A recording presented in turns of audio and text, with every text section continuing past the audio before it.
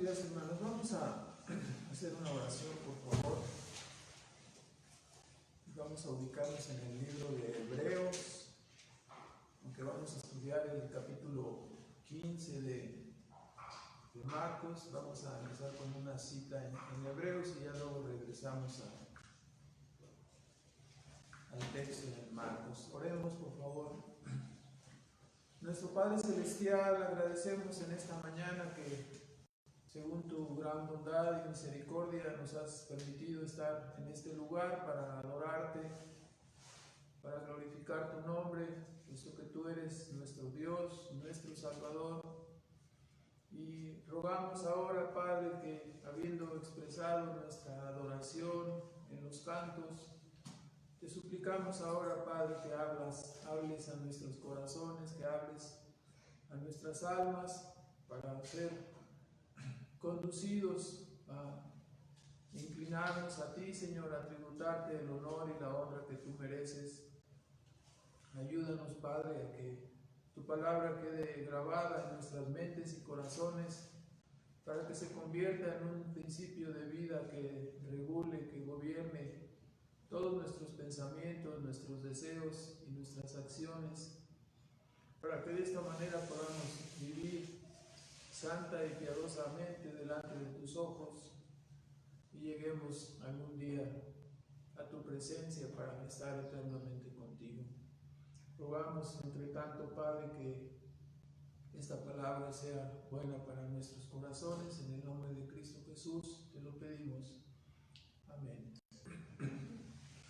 Bueno, entonces el día de hoy vamos a hablar de la crucifixión. Quisiera que recordáramos en el capítulo 22 de Génesis, sin ir ahí aparece una formidable historia que todos nosotros recordamos cuando Dios sometió a prueba a Abraham, aquel patriarca que se convirtió en el padre de la fe, ¿verdad? Y le pidió, la prueba consistió que le pidió que ofreciera a su propio hijo Isaac, el hijo de la promesa, que lo ofreciera en sacrificio. Y nos dice ahí en Hebreos 11, 19, donde estábamos ubicados, que Abraham actuó por la fe. Dice en el versículo 17 que ofreció a Abraham a Isaac cuando fue probado por fe. Dice, ofreció a Abraham a Isaac. Y dice en el versículo 19 que él pensaba que aún de los muertos era Dios capaz o era Dios poderoso para levantar a su hijo, de donde también, dice, por fe le volvió a recibir. Entonces, el momento crucial de la historia se presenta cuando Abraham levanta el cuchillo para degollar a su hijo y se oye una voz. Era la voz del ángel de Jehová, la voz de Dios, la voz de nuestro Señor, diciéndole: no extiendas tu mano sobre el muchacho. Ya conozco que temes a Jehová, puesto que no me rehusaste tu hijo, tu único hijo, ¿verdad? Entonces, este momento es clave, ¿no? Después dice que Dios se provee un cordero y entonces ya Abraham realiza el sacrificio. Y Dios en este caso nos estaba dando en esta historia una figura de lo que ocurriría en la cruz del Calvario, cuando Dios envió a su propio Hijo, Jesucristo, el Hijo eterno de Dios, que procede eternamente del Padre, y este Hijo encarnándose, tomando una naturaleza humana para realizar la pasión y muerte de la cual estamos ahora hablando. En este caso, el cuchillo de la ira de Dios no se detuvo, sino que fue clavado directamente en su propio hijo, ¿no? La diferencia en la historia está ahí. Mientras que Abraham detuvo su mano, que era, puesto que eso era solo una sombra y una figura de los bienes eternos, en la crucifixión de Cristo Jesús, el cuchillo de la ira no se detuvo, sino que el Hijo Divino encarnado probó la carga del pecado y probó la ira eterna sobre sí mismo. para redimir a los pecadores, ¿no? Su pasión y su muerte en la cruz parecían ser el triunfo de un complot diabólico, mas a la postre resultaron la expresión más sublime del amor de sacrificio. A la postre resultaron el amor de propósito de parte de Dios para salvar a los pecadores, a todos los pecadores que crearon. Es algo vergonzoso, ¿verdad? Nadie quiere padecer eso, nadie quiere, si no andaríamos desnudos en la calle, ¿no? Pero nadie quiere padecer eso. Después de desnudarle, le pusieron su manto escarlata, un manto escarlata, una corona de espinas clavada en su cabeza, y le dieron una caña como cetro, ¿no? Para burlarse de él, y diciéndole: salve o sálvanos, rey de los judíos, ¿no? Salva. No menos o no menor el desencanto que padecería Cristo o padeció Cristo al momento de sentir el profundo dolor, ¿no? De estar contemplando cuando Pilato se lavaba las manos, o de estar contemplando cómo él mismo era aborrecido por su pueblo, y estar considerando, ¿no? Que para el pueblo era mejor, ¿no? Asusado por el Sanedrín, para el pueblo fue mejor dejar libre al ladrón y al homicida Barrabás y despreciarlo a él, ¿no? Que era el Salvador. Entonces, contemplarse a sí mismo, ¿no? En lo que estaba sucediendo, y uno pensaría: por esto se estoy muriendo, por eso se estoy haciendo toda esta obediencia, estos que me repudian, estos que me rechazan. Qué terrible humillación, ¿no? Sí. A veces luego a lo mejor nos regañan, provocamos algunos disturbios en las familias, porque a veces vemos en nuestros propios hijos, ¿no? Acciones donde ellos se rebelan en contra de la autoridad de sus padres, ¿no? Se ha usado una frase que es un poco peyorativa, en el sentido de decir, ¿no? Hay personas o hay hijos que se vuelven contra sus padres, ¿no? Como el perro que muerde la mano de que le da de comer, ¿no? Y se rebelan, hasta llegan a golpearlos, a maldecirlos, a pedirles que no se metan en su vida, etcétera, ¿no? Cuando todo lo que estás haciendo es conducirles y decirles: por aquí debes ir, ¿no? Entonces, aquí nuevamente esa humillación, ¿no? Sin lugar a dudas, como Cristo dijo en el huerto de Getsemaní, este era el tiempo y la hora, la potestad de las tinieblas, ¿no? Si no, todas estas cosas no hubieran sucedido, ¿no? Así, entonces, después de azotarle y menospreciarle, le colocaron sus vestimentas nuevamente y llevó la cruz un trecho, y después nos dice que un hombre de Cirene, que era una colonia griega ubicada al norte de África. Este hombre de Cirene, llamado Simón, le ayudó, lo obligaron a que llevara la cruz, ¿no? Aunque inicialmente él la llevó, ¿no? Así nos dice Juan 19:17. Después de eso, entonces, ya llevando su cruz, en el trayecto vemos que el Evangelio de Lucas, véanlo por favor, Lucas 23, en el versículo 27, nos dice que iba una multitud, y también en el trayecto de esa multitud también había unas mujeres, y estas mujeres lloraban, dice el versículo 27, le seguía grande multitud. Lucas 23, 27, le seguía una multitud de pueblo y de mujeres, las cuales lloraban y lamentaban. Mas Jesús, vuelto a ellas, les dice: hijas de Jerusalén, no me lloréis a mí, mas llorad por vosotras mismas y por vuestros hijos. Aquí es interesante introducir este registro, porque estamos tratando de enfatizar, ¿no? El ejercicio de Cristo de un amor infinito, ¿no? De un amor de sacrificio. Entonces, aquí encontramos que Cristo corrige a estas mujeres. Dice: no lloren por mí, o sea, lloren por ustedes y por sus hijos. Corrige su perspectiva de lo que estaba ocurriendo. Ellos estaban estaban sintiendo compasión y lástima por él, cuando en realidad él estaba ejerciendo, ¿no? Cuando sentimos eso, estamos perdiendo de vista, ¿qué cosa? Que el que estaba muriendo era el verdadero Dios y verdadero hombre. En cualquier momento podía abortar si él quería. Estaba soportando todo eso porque él quiso hacerlo, porque estaba ejerciendo un amor de propósito. No es que no pudiera librarse de todas estas injurias, de todas estas burlas.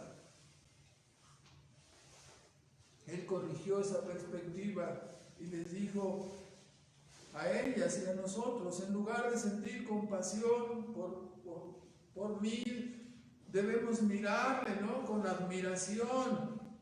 Debemos mirarle, qué gran persona es Cristo Jesús. Cuán grande humillación la que soportaba. ¿Por qué lo soportaba? Debido a que estaba demostrando un gran amor por todos los suyos. Cumplía voluntariamente este sacrificio para que su pueblo no padeciera y para que así nosotros fuéramos eternamente fieles y obedientes, ¿no? Al ser redimidos. Su respuesta implicaba que quienes eran dignos de compasión eran aquellos que están lejos de Dios, aquellos que están alejados de la verdad, viviendo sus vidas, ¿sí?, en una forma desperdiciada, viviendo en sus pecados. Ellos serán consumidos por la ira divina.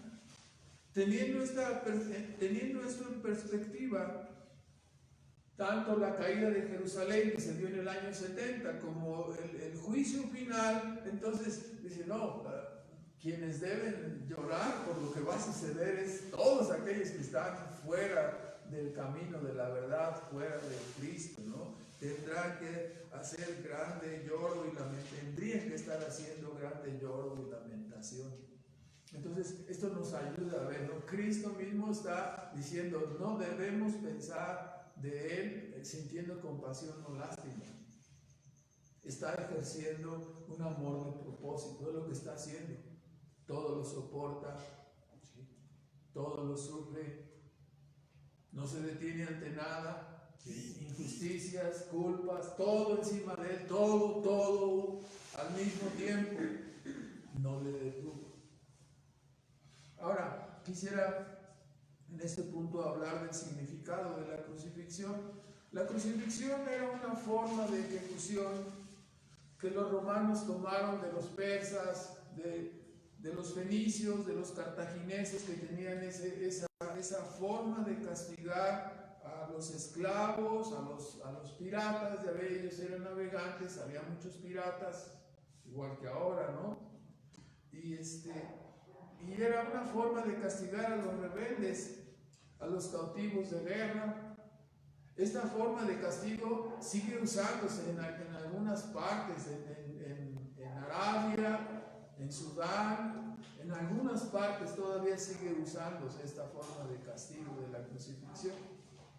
Claro, hoy ya en nuestro siglo XXI es un escándalo, sería notición documentar algo como esto, ¿no? Pero sigue usándose.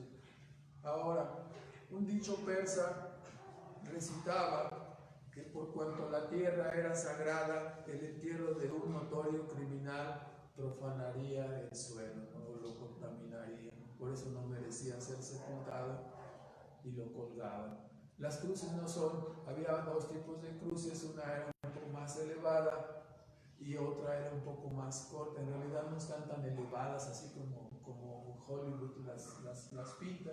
Eran cruces cortos, ¿no? Más o menos cerca del suelo. La persona estaba clavada, no te podías mover, daba lo mismo si estabas a 3 metros o a 1,5 metros, ¿no? A 1 metro. Entonces,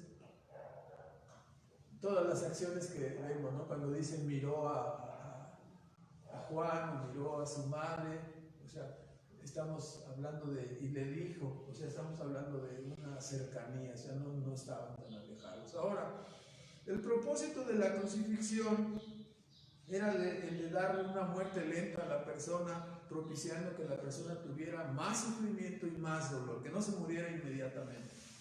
Entonces, esta forma de muerte era pública y normalmente la persona, aunque los pintores del Renacimiento o de la Edad Media fueron muy pudorosos y ponían ropa interior, vamos a decir, ¿no? Pero en realidad las personas eran crucificadas desnudas. Era para avergonzar. Me estaba acordando yo algunos reportes que luego vienen en las noticias de personas en la Ciudad de México, en el Estado de México, donde frecuentemente hacen eso, ¿no? Que desnudan a las personas y los lapidan, ¿verdad? Porque cometen alguna falta. Entonces, no es extraño escuchar esto de que así usaban la crucifixión. Era pública y la persona era desnudada y avergonzada. En realidad, esto consistía en un precepto disuasivo, ¿no? Los que eran rateros o tenían que verse, así te va a pasar a ti si tú haces estas cosas, ¿no? Entonces, trataban de disuadir a los malvados mostrando esto, ¿no? Lo que pasaba con ellos. Esto es lo que te espera si tú eres así, si tú eres ladrón o asesino, esto te espera. Los romanos sublimaron esta forma de tortura, agregando el hecho de azotar durante el trayecto a la persona en donde iba a ser crucificado, ¿no? O sea, esto fue un desarrollo tecnológico de los romanos, no sé si se le puede llamar así. Los condenados eran obligados a llevar su propia cruz atada. A veces estaban solamente amarrados y a veces los clavaban. Nosotros sabemos por la propia escritura que Jesús fue clavado, ¿no? Cuando mostró sus heridas a Tomás, ¿verdad? Que le dijo, mira, para que creas, ¿no? Dice, hasta que no vieres sus heridas, dice, aquí están, para que veas que sí fue cierto, ¿no? Ahora, los clavos eran colocados en las muñecas, no normalmente en la palma de la mano, sino en las muñecas, entre el cúbito y el radio. Esto daría una mayor fuerza, estar ahí pegados podían clavarlos en un árbol, podían clavarlos en la pared o en una cruz. Así, y los clavos, a veces, yo supongo que para ahorrar clavos, el clavo inferior que iba en los pies, se juntaban las dos piernas, el clavo entraría por la parte de arriba del empeine y atravesaría hasta el talón, asegurado entre el talón de Aquiles, ¿no? Así, en los dos, clavados en los dos pies. Así, con los dos pies atravesados, ¿no? Como no se tocaba ningún órgano vital, la persona podía durar días en morir ahí colgado en la cruz. La persona podría ser comida por las aves o por los perros. Entonces, si nosotros, dependiendo de la edad de la persona, dependiendo de la condición física de la persona, nosotros podríamos entender que la muerte podría ser un poco más rápida o más lenta, ¿no? Las causas de muerte, cuando la persona era crucificada, los que han investigado ya más en épocas más modernas, señalan alrededor de 7 causas, ¿no? La primera de ellas era una infección generalizada. La persona podía morir por una infección generalizada por las heridas expuestas, es decir, no había cura, estaba todo abierto, podían contaminarse las heridas y la persona morir. La persona, en segundo lugar, podría morir por shock hipovolímico causado por las hemorragias. En tercer lugar, la persona podría morir por deshidratación, por insolación, por cansancio crónico que desembocaba en un paro cardíaco. La persona podría morir por hipoxia, por falta de oxígeno en la sangre, provocándose un paro respiratorio. O la persona podría morir de la misma manera, ¿no? Por asfixia. O la persona pudiera morir por, algunos modernos investigadores dicen, por un shock ni siquiera lo puedo pronunciar esto, shock ortostático, que era por acumulación de sangre, probablemente en la zona de las piernas, lo que provocaría un síncope, o sea, un paro cardíaco. O la persona podría morir por la rotura del corazón, el desgarramiento del corazón. El corazón es un músculo. Entonces, esto es lo que nosotros vemos, que después de que Pilato le entregó el cuerpo a José de Arimatea, el soldado, él no quebró las piernas de Jesús, pero sí clavó su lanza en el costado y salió agua y sangre, ¿no? Lo que es una señal, ¿no?, de que la persona, de que el corazón de la persona se había desgarrado, se había colapsado, se había roto, ¿no? Entonces, cuando se quebraban las piernas al crucificado, se aceleraba el proceso, ¿no? Se aceleraba el proceso de muerte. ¿Por qué? Porque la persona con las piernas fracturadas, imagínense, ¿no?, qué palanca harían para romper las piernas. Y a ese dolor agregar el hecho de que la persona, para respirar al momento se va haciendo hacia adelante en la cruz. Entonces, para respirar se requiere un gran esfuerzo, se tiene que apoyar sobre las piernas, causa dolor respirar, obviamente. Pero si te quiebran las piernas ya no tienes fuerza para respirar, entonces se acelera el proceso de la muerte. Ahora, la crucifixión era una ejecución reservada para los maleantes. En el tiempo de Cristo, un ciudadano romano no podía morir así, salvo que hubiera sido acusado de traición a la patria, ¿no?, alguna cosa así. Pero de otra manera, un romano no podría morir de esa manera. Estaba reservado para maleantes, para presos, etc., ¿no? Sobre la cruz se colocaba un letrero que señalaba la causa de la muerte, si la persona era ladrón, homicida, etc., ¿no? En algunos casos, las investigaciones han mostrado que inclusive ponían el nombre y el domicilio de la persona, ¿no? O sea, es muy extraño, ¿no? Pero así.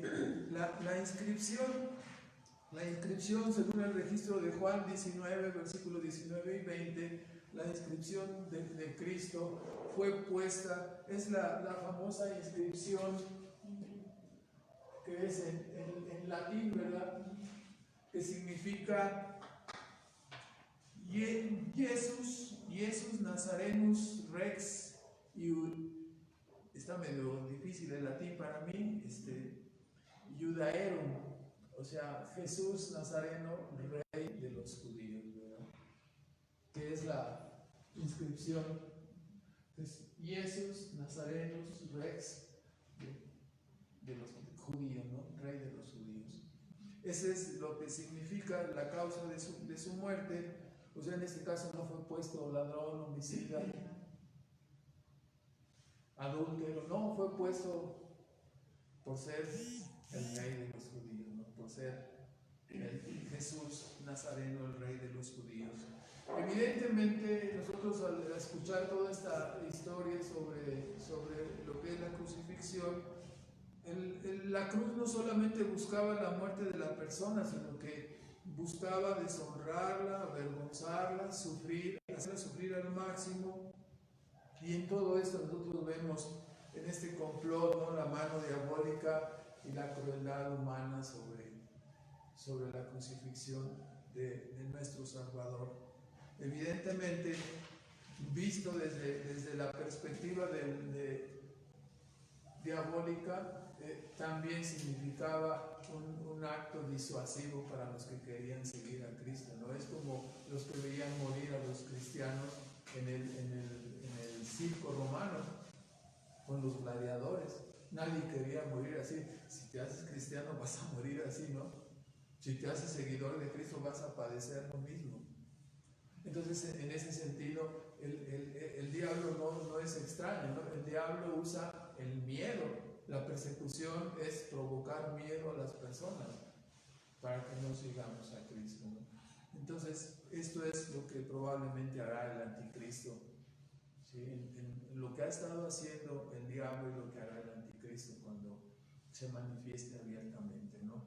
Ahora, para finalizar esta parte, la cronología que nos da aquí el Evangelio de Marcos 15:25, volviendo a Marcos, nos dice en 15:25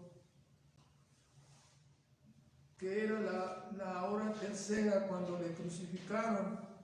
O sea, en este caso Marcos usa el conteo de las horas de acuerdo a la costumbre judía. El día empezaba a las 6 de la mañana, o sea, sabemos que era de 6 de la tarde hasta terminar al otro día, pero empezaba prácticamente en la noche.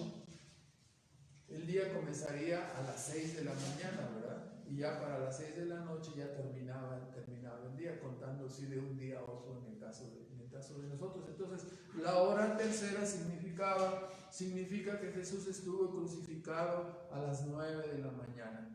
Después 15:33, la cronología es muy sencilla. En el versículo 33 nos dice: cuando vino la hora sexta, son los datos de tiempo que se nos dan, fueron hechas tinieblas por 3 horas, de la hora sexta a la hora novena, lo que significaría que hubo tinieblas de las 12 del día a las 3 de la tarde. Y después de estas tinieblas es cuando ocurre el deceso, o sea, un poquito después de 6 horas de la crucifixión, a las 3 de la tarde, pasadas las 3 de la tarde, fue cuando Cristo exclamó: Dios mío, ¿por qué me has desamparado? ¿No? Entonces ahí está la cronología 15, 33 y 34 de Marcos, que marca la hora sexta y hasta la hora novena, y en la hora novena exclamó Jesús a gran voz y expiró, ¿no? Entonces así está la cronología. Ahora, en tercer lugar, vamos a ver ahora varios cumplimientos que son cumplimientos proféticos, cosas asombrosas que acompañaron el acontecimiento de la crucifixión. Primero es necesario señalar, antes son 12 puntos que vamos a señalar en una forma breve, es necesario señalar que tales eventos no son coincidencias, sino más bien son evidencias o pruebas que ayudan a cualquier oyente imparcial a formarse una opinión personal acerca del significado verdadero de la pasión y la muerte de Cristo. ¿Qué cosas ocurrieron? En primer lugar, debemos fijarnos en el cumplimiento asombroso que ocurrió, porque el sacrificio de Jesús se consumaba a la hora que se ofrecía el sacrificio vespertino, ¿sí? En esa hora fue cuando murió Jesús, ¿no? El Cordero, coincidentemente, no solamente el día de la Pascua, pero a la hora del sacrificio vespertino, ¿no? Entonces, el sacrificio de Jesús se consumaba en la celebración de la fiesta de la Pascua judía, que era la liberación de la esclavitud en Egipto, recuerdan ustedes, una fiesta principal de los judíos. Entonces, esto es lo que lleva a Pablo, ¿no?, a expresar, bueno, no solamente eso, sino el hecho de entender que Jesús, dice Juan 1:29, era el Cordero de Dios. Y Pablo ya en 1 Corintios 5, en el versículo 7, nos dice: Cristo es nuestra Pascua, ¿no? Es el que nos liberó, el que nos salvó, se convierte así en nuestra Pascua. Ahora, si lo vemos en una perspectiva global, las sombras y figuras manifestadas en el sacrificio de la Pascua son cumplidas en el sacrificio de Cristo, ¿no? Por eso el apóstol Pablo dice que Cristo es, que los sacrificios del Antiguo Testamento eran sombras y figuras, y que Cristo es la sustancia misma de estos sacrificios. Ahora, las figuras y sombras del Antiguo Testamento vinieron a ser realidad y sustancia en el sacrificio de Cristo. En segundo lugar, en el Salmo 22, por favor, en el versículo 18, versículo 16 al 18 del Salmo 22, nos dice, aquí vemos un cumplimiento. Este salmo es un salmo de David que fue escrito 1000 años antes de Cristo por el rey David. inspirado por el Espíritu Santo. Escúchelo ustedes, del versículo 16 nos dice: porque perros me han rodeado, me ha rodeado cuadrilla de malignos, horadaron mis manos y mis pies, contar puedo todos mis huesos. Ellos miran, considéranme, partieron entre sí mis vestidos y sobre mi ropa echaron suertes. O sea, alguien pudiera decir que esto es una chiripada, ¿verdad? Pero evidentemente es una profecía. Es una profecía que fue dicha por inspiración divina, ¿sí?, escrita por el rey David y puesta en este salmo, señalando la oposición de los enemigos, ¿no?, que meneaban la cabeza, que se quejaban, a otro salvó, no se puede salvar él mismo, ¿sí?, que señalan la horadación de sus manos y pies, y también la repartición de los vestidos. No solo se repartieron los vestidos, pero a la hora de repartir la túnica no fue partida, sino que fue rifada. ¿Sí me explico? Entonces, esta es una profecía cumplida, ¿no? En tercer lugar, el propio Salmo 22, versículos 7 y 8. Todos los que me ven escarnecen de mí, estiran los labios, menean la cabeza, diciendo: remítase a Jehová, líbrelo, sálvele, puesto que en él se complacían, en él confiaban, ¿no? Es exactamente las mismas palabras que repitieron el Sanedrín en contra de Cristo. Meneaban la cabeza, confió en Dios, pues que Dios le libre, ¿no? A otro salvó, a sí mismo no se puede salvar. En el mismo Salmo 22, en el versículo 1, en cuarto lugar, la exclamación póstuma dice: Dios mío, ¿por qué me has desamparado? ¿Por qué me has dejado? ¿Por qué estás lejos de mí? ¿Por qué estás lejos de mi salud y de las palabras de mi clamor? O sea, lo que estaba ocurriendo en la cruz cuando Cristo estaba experimentando la ira divina es que hubo una separación entre Dios y él. Entonces, esta separación es precisamente el infierno mismo, ¿no? Como vamos a ver en un momento más algunos comentarios. Al verse cargado del pecado y padeciendo la ira de Dios sobre el pecado en él mismo, fue que exclamó: Dios mío, ¿por qué me has desamparado? ¿No? ¿Por qué me has dejado? Estas exclamaciones fueron pronunciadas cuando en la vida de David se sucedieron cosas, persecución de Saúl y cosas de esta naturaleza que le llevaron a estar escapando, ¿no? Porque lo quería matar a Saúl. Y inspirado por el Espíritu Santo expresó estas frases que fueron registradas en la palabra, en sus salmos, que fueron usadas, ¿no?, por Dios. Fue usado por Dios para profetizar lo que pasaría con su propio Hijo en la cruz del Calvario, ¿no? Entonces, así este salmo describía 1000 años antes el padecimiento salvador del Cordero de Dios. En quinto lugar, igualmente asombroso resulta en Isaías 53, por favor, vamos rápidamente. En Isaías 53, en el versículo 12, donde 700 años antes de Cristo, el profeta Isaías escribía su profecía, y en el versículo 12 del capítulo 53 nos decía: por tanto yo le daré parte con los grandes y con los fuertes repartirá despojos, por cuanto derramó su vida hasta la muerte, y esta parte, dice, fue contado con los perversos o con los maleantes, ¿no? Hoy estarás conmigo en el paraíso, ¿no? No había sido consumada la redención, todavía los hijos de Dios no iban al cielo, ¿verdad? Entonces estamos entendiendo, ¿no? Con la resurrección de Cristo serían llevados todos los que estaban esperando, ¿no?, al cielo. Ahora, entonces, mientras esto sucedía, mientras encontraste, ¿no?, las exclamaciones egoístas de todos sus enemigos: desciende, escapa de ahí, si eres verdaderamente hijo de Dios, que desciendas, entonces ya creemos en ti, si desciendes.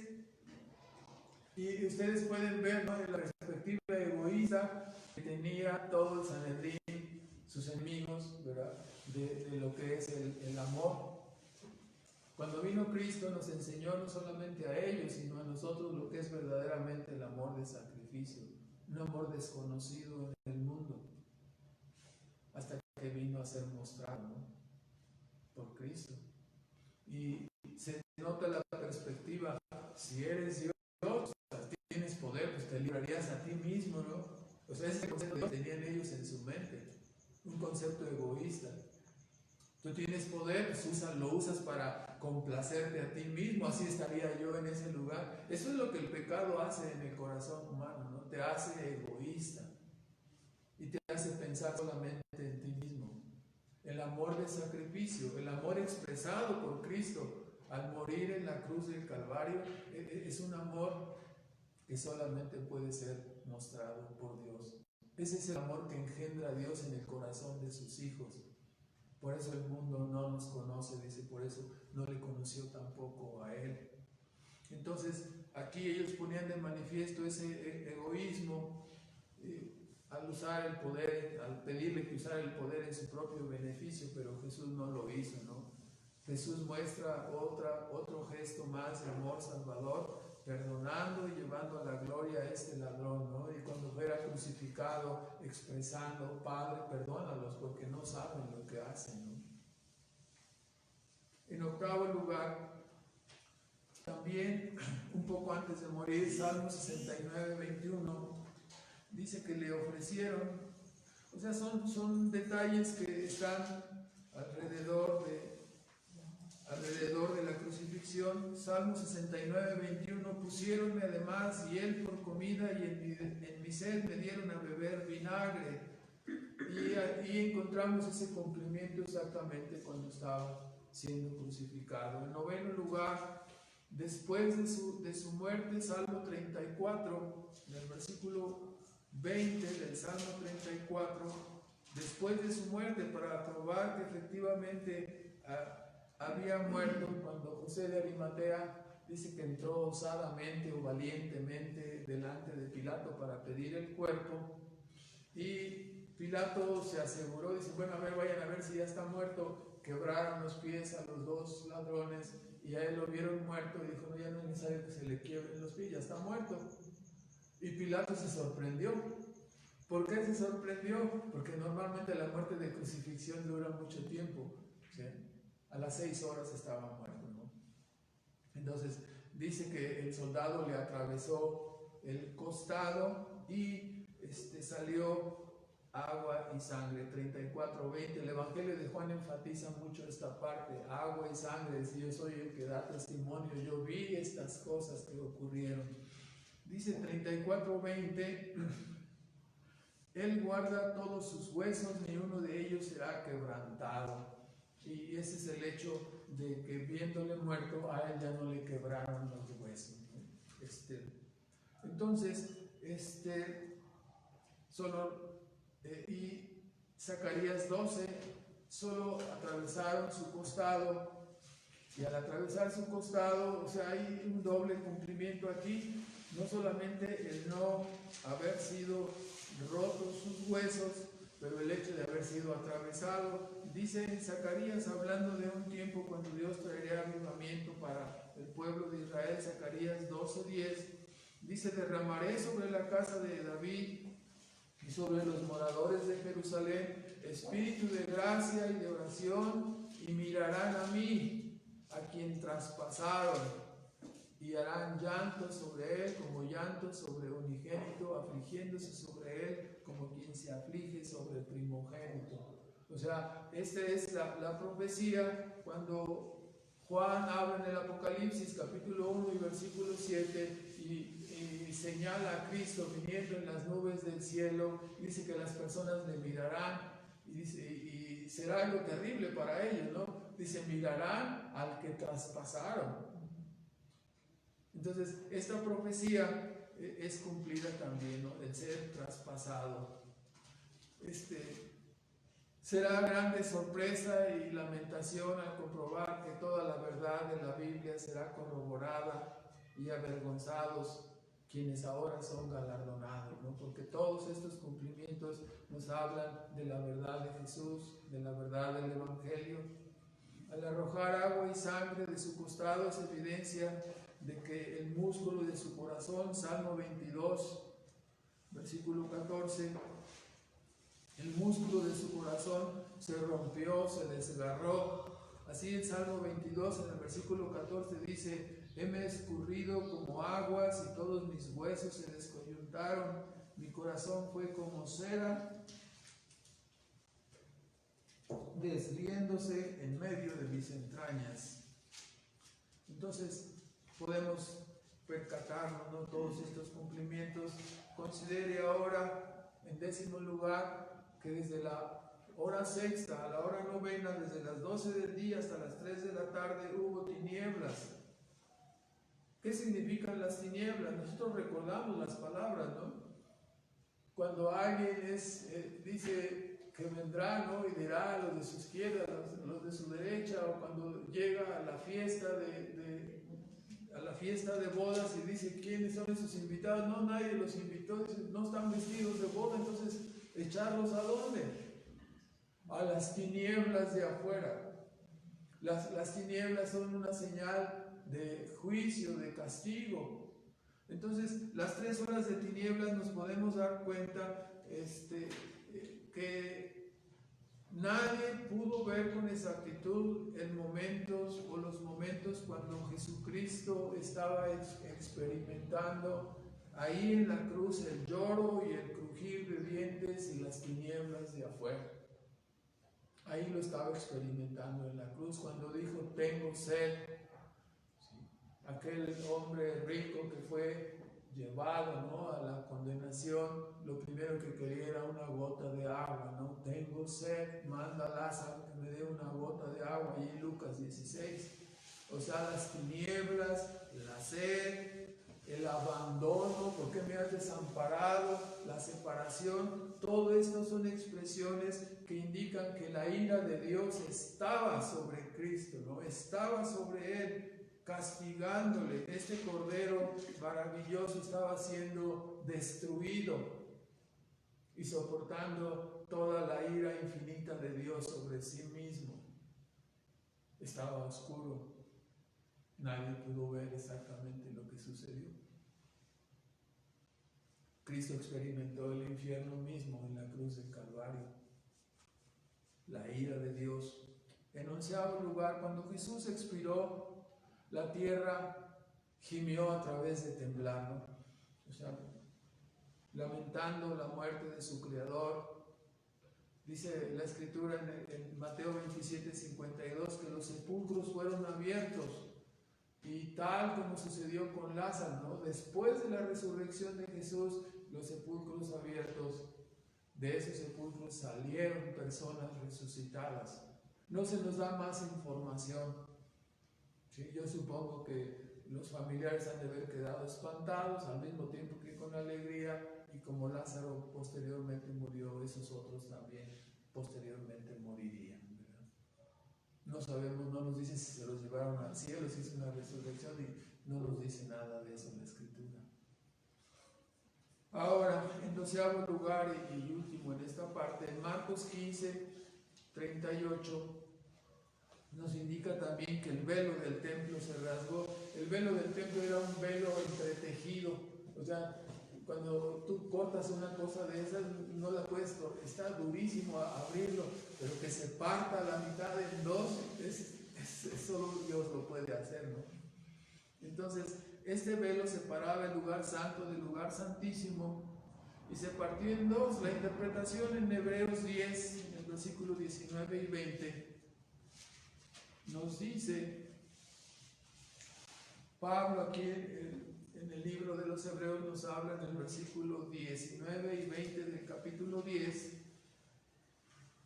dice: teniendo libertad para entrar en el santuario por la sangre de Cristo, por el camino que Él nos consagró nuevo y vivo, por el velo, esto es, por su carne. O sea, nos está hablando, ¿no? El velo del templo se rasgó, ya no eran más necesarios los sacrificios, ya no era más necesario el sacerdocio, quedaban de de lado, ¿no? En desuso cayeron todas las ceremonias y sacrificios realizados por los israelitas.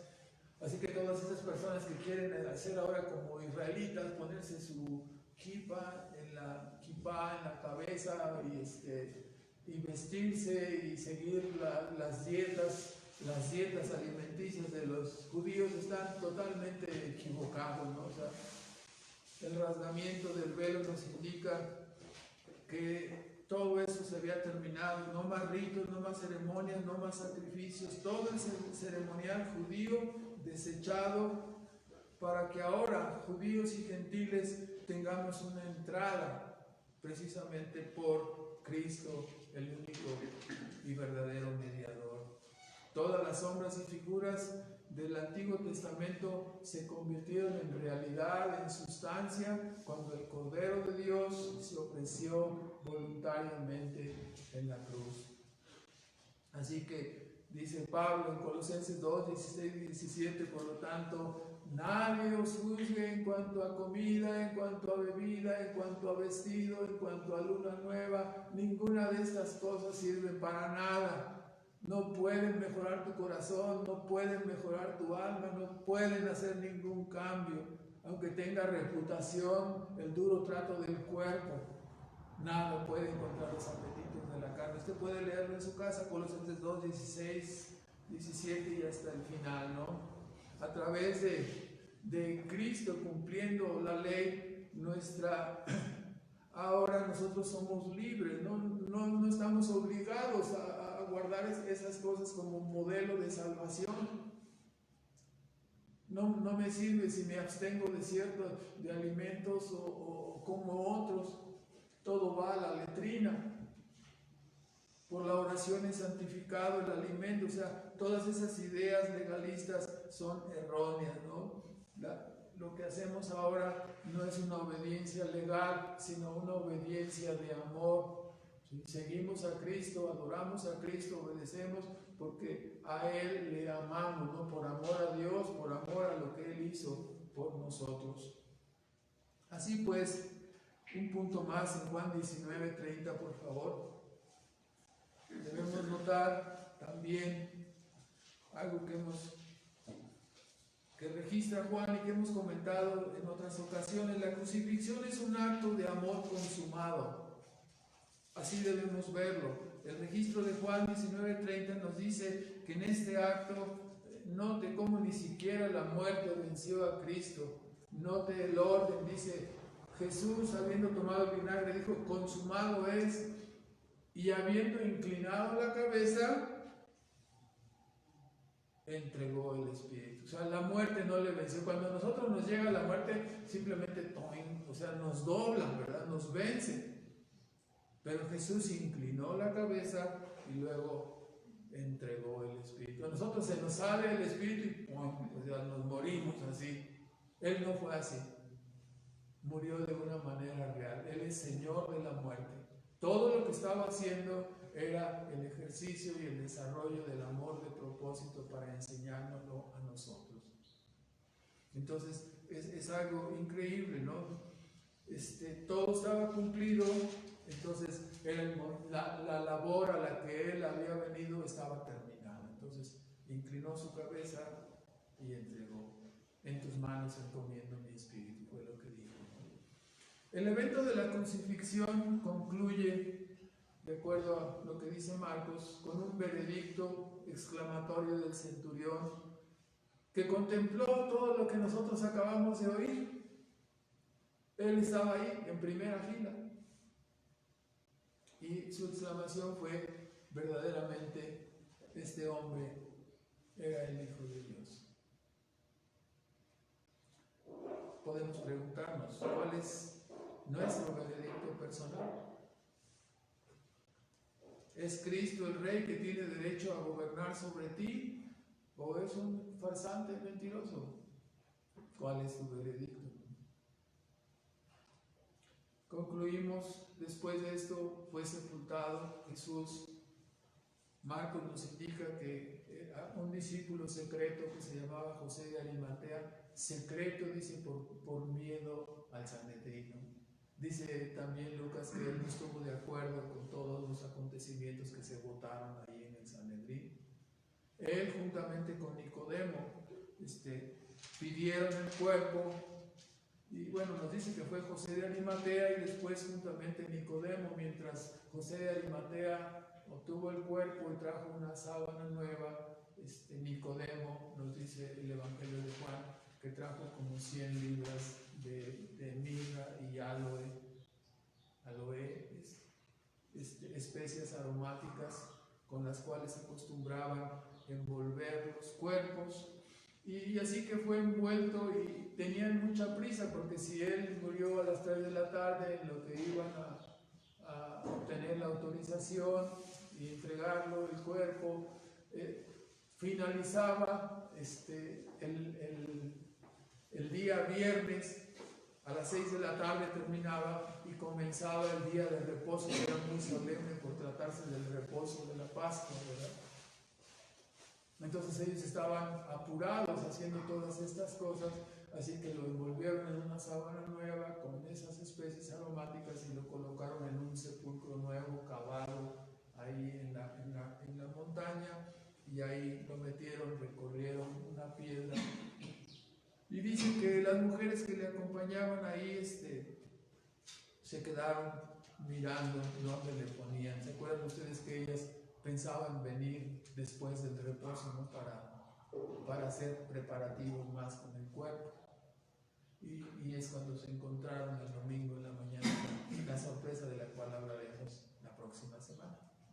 Entonces, así terminamos con algunos comentarios. En primer lugar, debemos enfatizar, ¿no? Lo volvemos a hacer, que el verdadero significado bíblico de la pasión y la crucifixión de Cristo es que fue un sacrificio voluntario, un acto sublime de amor, que fue ejecutado para salvar a los pecadores, para redimir a cada uno de aquellos que el Padre había entregado al Hijo, y a quienes Jesús amó hasta el fin. De todos los que tú me diste, ninguno se perdió, obteniendo para ellos eterna redención. Este es el acto de amor que Cristo hizo para obtener, ¿sí?, la redención y el rescate de todos sus hijos. En segundo lugar, esta es la misteriosa doctrina de la muerte de Cristo, ¿no? Era un misterio, ¿no? Todo lo que estaba padeciendo, todo lo que estaba haciendo resultaba ser un misterio. Ahora este misterio es revelado, es abierto por los evangelios, por las cartas doctrinales de Pablo, enseñándonos que era un acto de amor para rescatar a todos sus elegidos, a todo su pueblo. Fue planeado por la sabiduría divina para redimir a los pecadores y dejar testimonio en medio de los hombres de un amor infinito, de cómo es el amor de Dios. La creación nos habla, los cielos cuentan la gloria de Dios y el firmamento anuncia la obra de sus manos. Pero la cruz nos enseña lo que significa el amor verdadero de Dios, un amor infinito. Solamente puede ser aprendido mirando la pasión y la muerte de Cristo, así como un acto sublime de amor por sus hijos. Cada uno de sus padecimientos, cada burla, cada sufrimiento soportado, cada golpe y desprecio recibido mansamente, eran expresiones de su incomparable amor, que todo lo soporta, todo lo puede. Eran muestras de un amor todopoderoso. Nadie puede amarnos como Cristo nos amó. En tercer lugar, igualmente hemos de decir que todos los sufrimientos, padecimientos, desamparo y separación eternas de las cuales hemos hablado, estas son las consecuencias que sufrirán aquellos que continúan su vida de rebeldía y continúan en oposición al gobierno y los mandamientos de Dios. El Señor ha sido paciente con ustedes, pero Él no permanecerá en silencio para siempre. De repente vendrá y te llamará para rendir cuentas. Como dijo aquel ángel en el Apocalipsis, ay, ay, ay de aquellos rebeldes no arrepentidos, ¿no? Su fin será terrible y eterno. Es necesario que vengan a Cristo ahora, que busquen el perdón y la reconciliación en Él antes de que sea demasiado tarde. En cuarto lugar, el anuncio del Evangelio es que todavía hoy el ladrón, el homicida, el pecador malvado, como Barrabás, puede ser soltado y Jesús puede ser castigado en su lugar. Todavía hoy, mientras el Señor no venga, habrá esperanza para los malvados, para aquellos que vengan a Cristo. Y la pregunta es, ¿no es asombrosa esta doctrina bíblica de la sustitución? ¿No es oro molido para los transgresores, para todos los transgresores que se humillen y vengan a Cristo? ¡Qué maravilloso poder ser perdonado! Todos nosotros hemos cometido hechos y actos atroces, hemos vivido en contra de la santa ley de Dios. Seríamos despreciados y seríamos echados a las tinieblas de afuera. Y qué maravilloso es escuchar que Dios ha provisto un camino por medio de Cristo para que nosotros podamos ser reconciliados con Él y perdonados, restaurados del daño que el pecado ha hecho en nuestra mente, en nuestro corazón, en nuestra voluntad, restaurados poco a poco en el proceso de santificación y finalmente, ¿no?, perfeccionados y glorificados, ¿sí?, cuando muramos y en la segunda venida de Cristo. Algo maravilloso. Entonces, esta es la doctrina del Evangelio. Cuando las personas en el mundo dicen, es que no hay esperanza, ¿a dónde miramos? ¿A dónde volteamos? Mira a la cruz de Cristo, ahí está la esperanza. Ahí está una esperanza viva y verdadera. El amor de Dios rescatando a los pecadores. Este es el Evangelio. Este es el Evangelio. ¿Cómo resistir tan maravillosa oferta de salvación? ¿Cómo decirle que no a Dios cuando entiendes y oyes esta explicación? Estás tan aferrado a tu egoísmo, a tu buena manera de vivir, que rehusarás venir. Yo te ruego, te rogamos, esta iglesia ruega para que pecadores como tú sean valientes y se humillen a Cristo antes que sea demasiado tarde.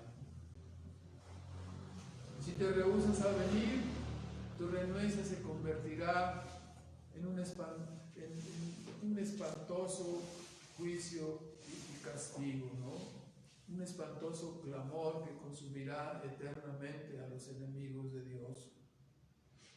Hoy tú has oído lo mismo que el ladrón al lado de Cristo y Él ya está en el cielo, ¿no?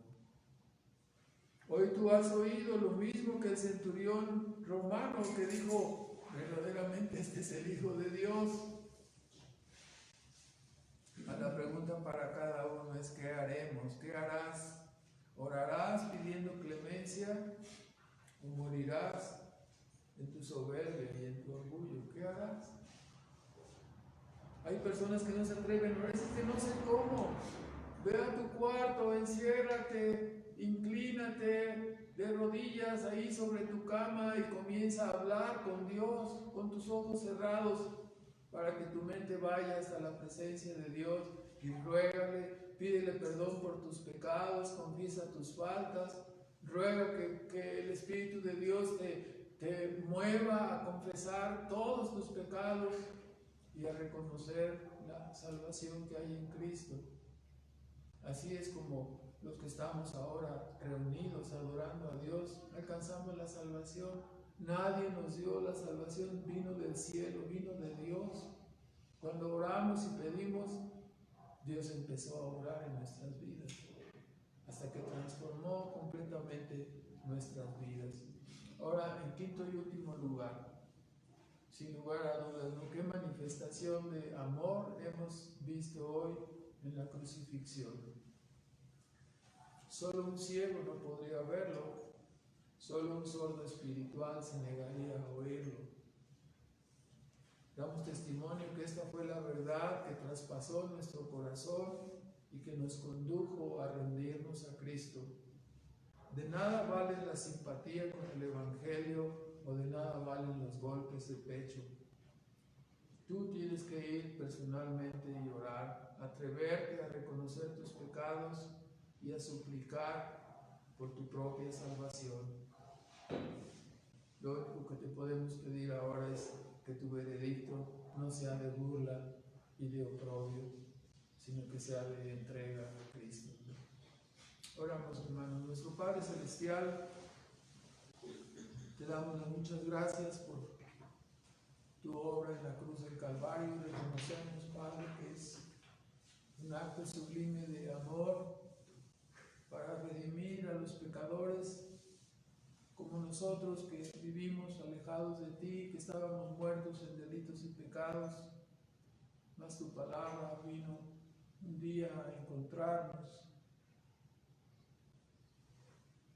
y movió nuestras mentes, nuestras emociones, nuestro corazón hacia ti. Por ello te damos las gracias, Padre, porque estando muertos en delitos y pecados, tú nos diste la vida, tú nos encontraste. Nosotros no te buscábamos, vivíamos alejados de ti, Señor,